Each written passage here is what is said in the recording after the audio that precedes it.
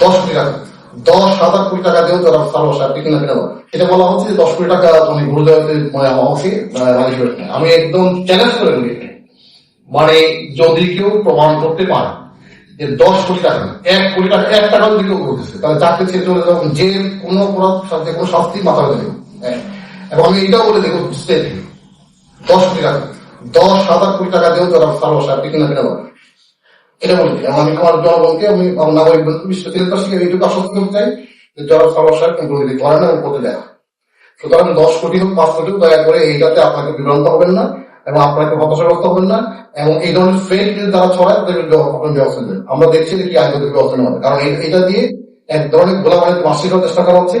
একই সাথে মানুষের মধ্যে নির্বাচন বিষয়টা নিয়ে একদম বিপরীত তৈরি করা হচ্ছে, যে প্রশাসন কারো দিকে বায়াস কিনা বা রিটার্নিং অফিসাররা কারো দিকে পক্ষপাতিত্ব করছে কিনা এবং নির্বাচন আসলে অত সুষ্ঠু হবে কিনা, এই সমস্ত একটা ভুল মেসেজ কিন্তু বার্তা কিন্তু মানুষের মধ্যে দেওয়া হচ্ছে। সুতরাং আমরা এইটুকু আশ্বস্ত করতে চাই আমাদের সম্বন্ধে ভোটারদেরকে, নাগরিকবৃন্দদেরকে, যে না, আমরা যে কোনো মূল্যে একটা সত্য নির্বাচন আমাদেরকে চাই। এবং এই খুব ধীরকণ্ঠে বলতে পারি সেটা হলো যে এইখানে কোনো লেনদেনে কোনো প্রশ্নে আসে না এবং এই ধরনের কোনো কথাবার্তা কোনো প্রশ্নে আসে না। সুতরাং যারা এটা প্রশ্নে কথা চালাচ্ছেন যে গোষ্ঠী, তাদের অনুরোধ দয়া করে আপনারা জাতির সামনে ইলেকশন, এটাকে বিভ্রান্ত করবেন না। যদি কারো কাছে কোনো স্পেসিফিক কোনো তথ্য প্রমাণ থাকে, দয়া করে তথ্য প্রমাণ সহ আপনি আপনার যেখানে দেওয়া দরকার সেখানে করবেন, কিন্তু মানুষের সামনে আমাদের ইমেজ খারাপ করবেন না এবং মানুষের সামনে সরকার ও প্রশাসন সম্পর্কে কোনো ভুল তথ্য উপস্থাপন করবেন, দয়া করে এটা মনে থাকবে।